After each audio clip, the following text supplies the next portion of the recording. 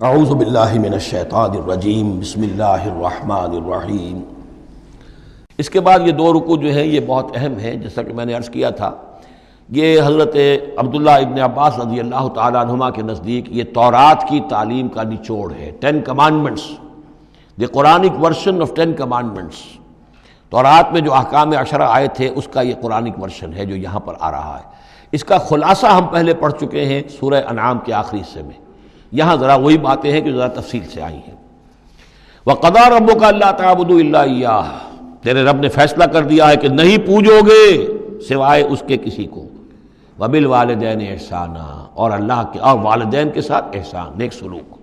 یہ چوتھا مقام آ گیا جہاں کہ اللہ، تیسرا مقام آیا ہے، چوتھا مقام سورہ لقمان میں آئے گا، اللہ کے حقوق کے فوراً بعد والدین کے حقوق۔ اما یبلغن عندک الکبر، اگر پہنچ ہی جائیں وہ دونوں بڑھاپے تک تمہارے پاس، احدہما، وہ اکیلے، کوئی ایک ان میں سے، اور کلاہما، یا دونوں، یعنی والدین اس بڑھاپے کی اور ضعیفی کی عمر کو پہنچ گئے، یا والد فوت ہو گئے والدہ ضعیفی کی عمر کو پہنچ گئی، یا والدہ فوت ہو گئی والد ضعیفی کی عمر کو پہنچ گئے، یا دونوں کے دونوں ضعیفی کی عمر کو پہنچ گئے۔ اما یبلغن عندک الکبر احدہما او کلاہما فلا تقل لہما اف، تو انہیں اف تک مت کہو، جھڑکنا نہیں۔ ولا تنہرہما، ان کو جھڑکو مت۔ وقل لہما قولا کریما، ان سے بات کرو نرمی کے ساتھ، ادب کے ساتھ۔ کسی وقت ان کی بات ٹالنی بھی پڑ جاتی ہے، ابا جان یہ بات تو میں نہیں کر سکتا، میری مجبوری ہے، لیکن سختی کے ساتھ نہیں۔ ایسی بات نہ ہو کہ جس سے ان کا دل دکھے کہ آج یہ میرے سامنے سینہ تان کر بات کر رہا ہے، کل یہی تھا وہ جو چھوٹا چھوٹا سا لپٹتا تھا میری ٹانگوں میں آ کر، اور وہ یہی ہے جسے میں گود میں لیے پھرتا تھا۔ یہ دل دکھے نہ۔ وَاخْفِضْ لَهُمَا جَنَاحَ الذُّلِّ مِنَ الرَّحْمَةِ، یہ آگے جو میں نے کہا تھا والدین کے لیے بھی اپنے بازوؤں کو، کندھوں کو عاجزی کے ساتھ ان کے سامنے جھکا کر رکھو، سینہ تان کر بات نہ ہو ان سے، بات جب بھی ہو معلوم ہو کہ جھکے ہوئے ہیں، ان کا ادب کر رہے ہیں۔ وَقُلْ رَبِّ ارْحَمْهُمَا كَمَا رَبَّيَانِي صَغِيرًا، اور دعا کیا کرو کہ اے میرے رب ان پر رحم فرما دونوں پر، جیسے کہ انہوں نے ہمیں پالا، مجھے پالا جبکہ میں چھوٹا سا تھا، میں تو سب سے زیادہ ضعیف تھا، کمزور تھا، میرے لیے غذا کا، میرے آرام کا، مجھے تکلیف ہو تو تڑپتے یہ تھے، تو اے پروردگار اب ان کے احسانات کا میں کیا بدلہ چکا سکتا ہوں؟ میں تجھ ہی سے درخواست کرتا ہوں کہ جو کچھ احسانات انہوں نے مجھ پر کیے ہیں تو ان کو، ان کے طفیل، تو ان کی خطائیں بخش دے اور ان پر رحم فرما۔ وَقُلْ رَبِّ ارْحَمْهُمَا كَمَا رَبَّيَانِي صَغِيرًا رَبُّكُمْ أَعْلَمُ بِمَا فِي نُفُوسِكُمْ، تمہارا رب واقف ہے خوب جو کچھ تمہارے دلوں میں ہوتا ہے۔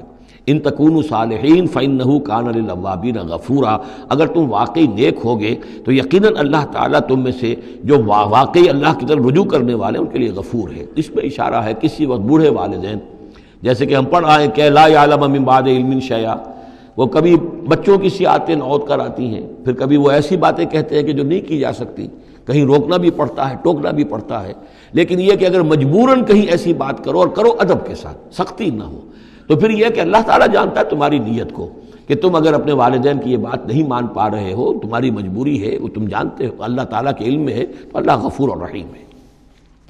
وَآتِ ذَا الْقُرْبَىٰ حَقَّهُ، اور قرابت داروں کو بھی ان کا حق ادا کرو۔ وَالْمِسْكِينَ، اور مسکین کو، وَابْنَ السَّبِيلِ، اور مسافر کو، وَلَا تُبَذِّرْ تَبْذِيرًا، اور نام و نمود کے لیے اپنی دولت مت اڑاؤ۔ تبذیر جو ہے اسراف سے بہت بڑا جرم ہے۔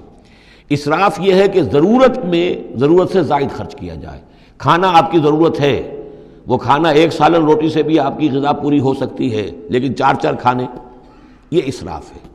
کپڑا آپ کی ضرورت ہے لیکن وارڈروب بھری ہوئی ہیں کپڑوں سے، یہ اسراف ہے۔ جتنے آپ کے لیے لازم ہے، ضروری ہے، وہ رکھیے۔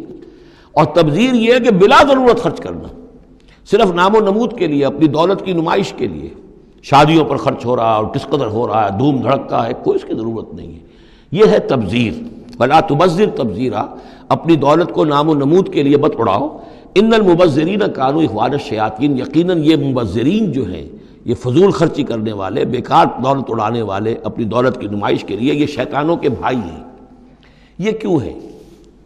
یہ بات جب میری سمجھ میں آئی تھی تو بہت قرآن مجید کے ایک اعجاز کا ایک پہلو مجھ پر منکشف ہوا تھا کہ وہ جو آیت ہم پڑھ چکے سورہ مائدہ میں، شیطان کیا چاہتا ہے؟ انما یرید الشیطان ان یوقع بینکم العداوۃ والبغضاء فی الخمر والمیسر، شیطان یہ چاہتا ہے کہ تمہارے مابین دشمنی پیدا کرے، بغض پیدا کر دے شراب اور جوئے کے ذریعے سے۔